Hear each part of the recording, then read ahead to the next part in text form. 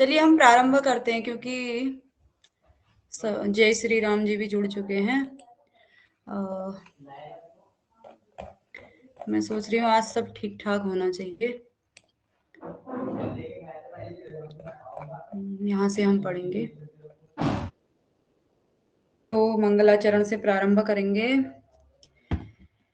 अखंडं सच्चिदानंदं मनस्कोचरम् आत्मानमखिलाधारम् आसवेभ्यो नमो नमः। कल परसों मतलब कल थोड़ा सा क्लास डिस्टर्ब हो चुकी थी, तो हमने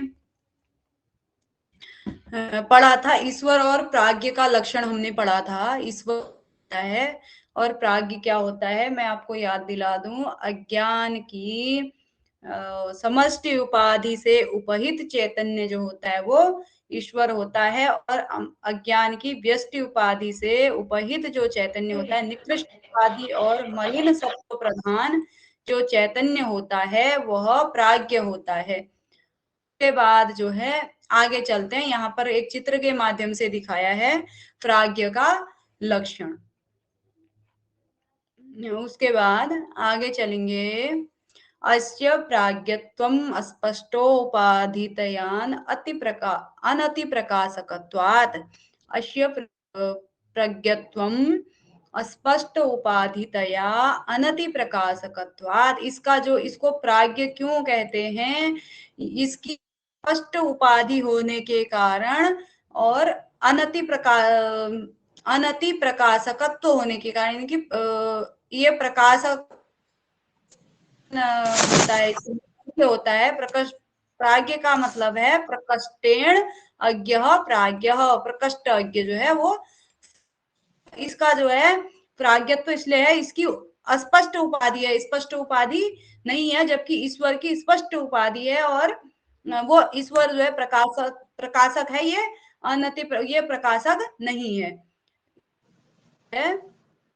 ये इसकी जो उपाधि है अधिक प्रकाशक नहीं होती, इसकी उपाधि अधिक प्रकाशक नहीं होती है, इसलिए ये प्राज्ञ है। और प्रकष्ट अज्ञ जो होता है उसको प्राज्ञ बोलते हैं।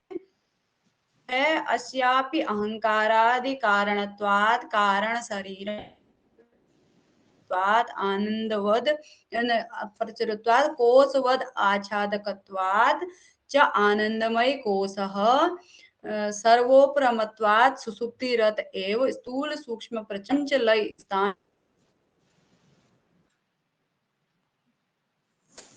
ईश्वर के समान ही है। यदि आप लोगों ने ये अनम्यूट कौन है, इसका माइक खुला आप खुद हुआ को है, म्यूट कर लीजिए। बंद करें।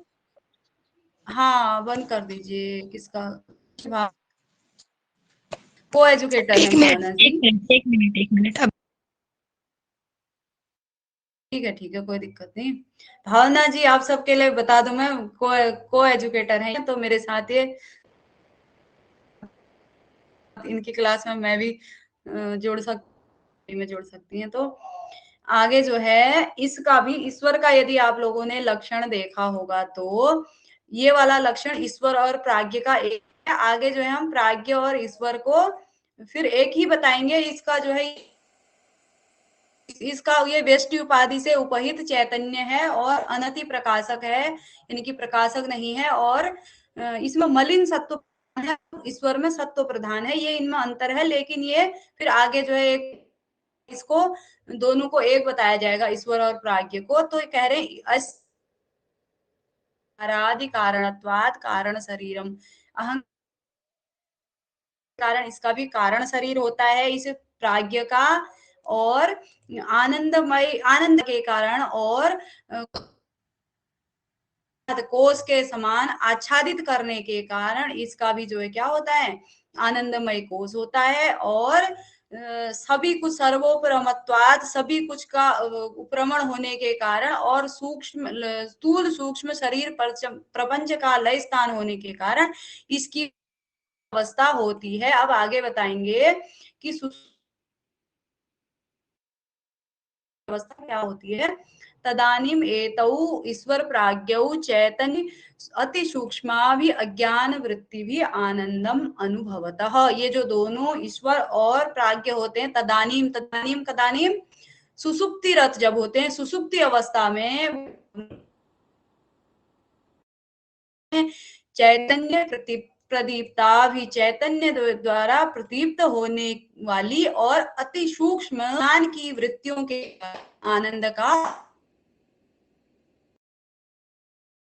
आनंद की अनुभूति करते हैं। हमें भी आनंद की अनुभूति 3 अवस्थाओं में होती है। एक जागृत अवस्था में आनंद की अनुभूति होती है। ये माउस नहीं चल रहा है। जागृत जब हम जागे रहते हैं तब हमें आनंद कहाँ से प्राप्त होता है? ज्ञानेंद्रिय की प्राप्ति होती है।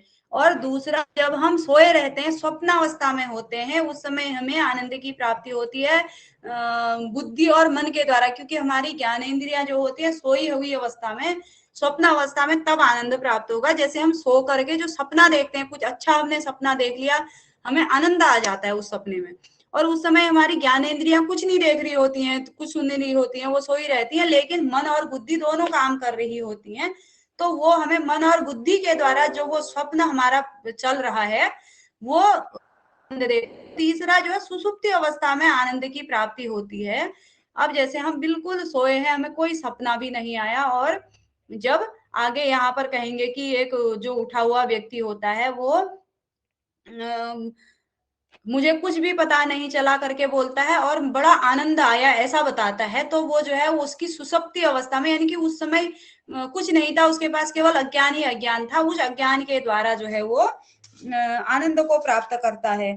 तो यह ईश्वर और प्राज्ञ भी जो है ये सुसुप्ति अवस्था में चैतन्य द्वारा प्रदीप्त और अति सूक्ष्म अज्ञान की वृत्तियों के द्वारा आनंद का अनुभव करते हैं। उसके बाद जो है आनंद का अनुभव करते हैं। आनंद भुग चेतो